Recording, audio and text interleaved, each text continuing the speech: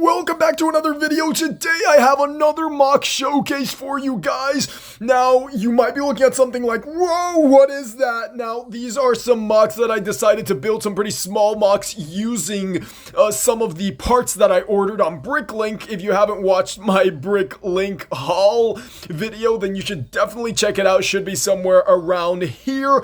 And I kind of did this to boost my creativity a bit. These aren't like really official mocks that I take a lot of pride in. No, that's like my Hydraxon mock and something else that's coming, but these are just kind of experimental ideas based on some random inspiration I had from this one Bionicle creator I love to watch. His name is Skybird.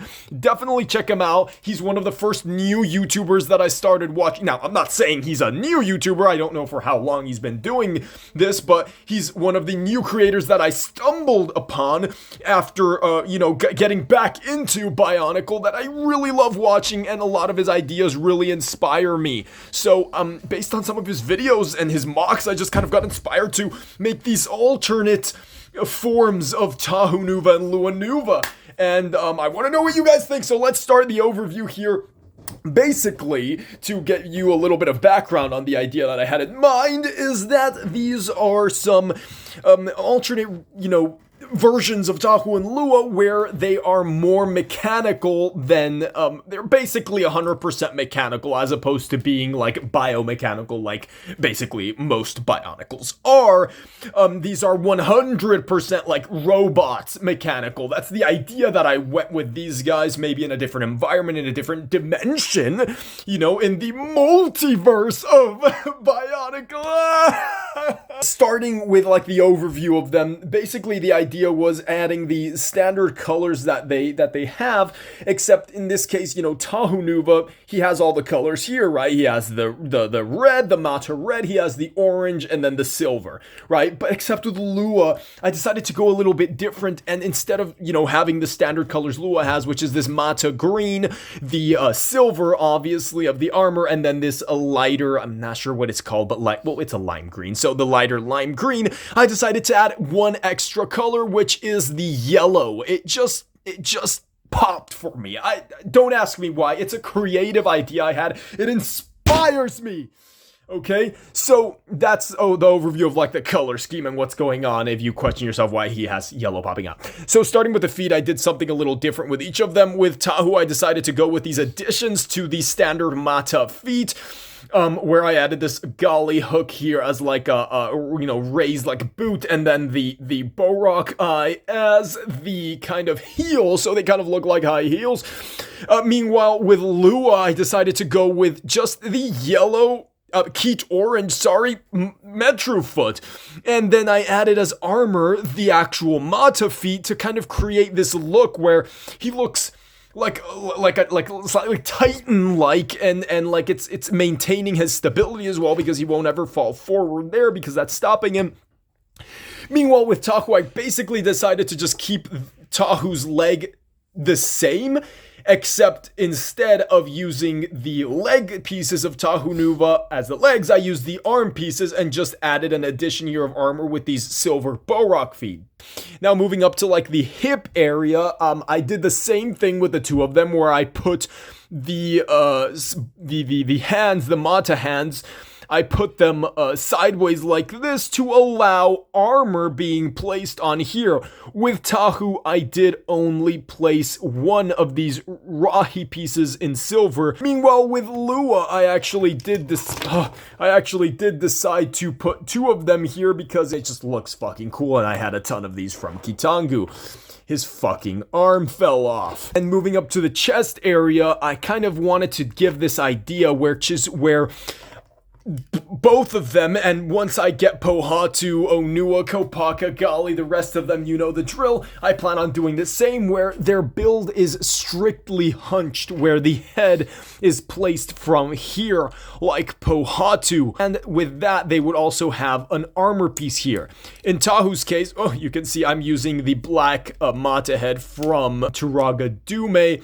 And in his case, he's using a Metro foot here in silver, which wiggles around a bit, which I'm not too happy about, but hey, it does the job. The one I'm more happy about is Lua, where he's using this claw right here, this rocky claw, which is one of the parts I bought from BrickLink, and it gives him this really cool, almost tribal look. Awesome, awesome, awesome. And moving up to the actual shoulder top area, which is a prominent area, I put the Nuva armor right here on top, right? So that kind of covers up his gear mechanism area really, really well. And I just really love the way it's built, the way I was able to implement that. And then Tahu has a really unique feature right here, where on the shoulders I put these two Borok feet to extend his shoulders broader than Lua's. If you notice, Lua does not have that. He has the standard shoulder width, well, except one of these little Technic pieces to extend it a little bit, but not too much. It's not double extended. And he just has these rock she heads from Artakha up here with these extensions put on here in Keat Orange, giving him more of a broad shoulder look. And he has this Keat Orange Rahi piece from Kitangu as well, placed on top as the alternative for the like hunch piece, I guess I could call it. And meanwhile with him, I added this extra armor piece that's actually can move. So he has two stories of Nuva shoulder armor, one in orange, one in silver. And yeah, I really loved how it came out. It gave him a broader look. I like that it kind of differentiated him from Lua. And Lua, again, the two Rahi pieces here. Arm-wise, they both did this. I did the same thing with the two of them, where I used the leg pieces as arms and the arm pieces as legs, so I kind of switched it up a bit, and both of them feature claws. Tahu features these rocky claws that I also purchased from BrickLink, along with these Mantax claws, as far as I'm aware. Correct me if I'm wrong in the comments. And it's like the thumb. I think it's really cool. He's like a magma digger, so he digs through the magma, through the lava, and this allows him to trudge through these rugged terrains easier without, losing stability. And it basically allows him to pierce through the upper layer of the stone. And then with Lua, his claws are also, basically the claws are built up of only purely parts that I barely bought, so I really tried to use as much as I could. He's using these lime green Onua claws from, as far as I'm aware, what was his name? Tarduk? I think it was, from the Gory.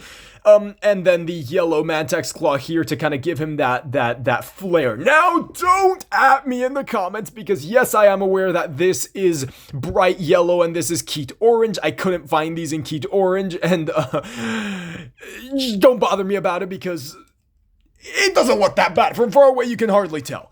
So that is basically the summary of these guys. The back, oh yeah, I guess that's important. I swapped out the normal gears for these different types of gears used in early Titan sets. And back armor for him is non-existent. Couldn't find anything that was worth putting there. But with him, I did place this really awesome Kitangu foot right here, which is a Hordika foot in Keat Orange. Really cool, kind of shields him up from the back. So yeah, these are meant to be kind of robots, 100% mechanical. What do you guys think? Let me know what you guys think of these MOCs. I kind of did it as a little creative experiment. And yeah, I'm really happy with them. Let me know what other types of MOCs you want to see, and also follow me on Instagram, where you get to see all of the updates, all the awesome motherfucking updates about any MOCs that I built, any videos that are coming out, and the such. Thank you for watching, and have a Bionicle. That's the Grass. Come here, die!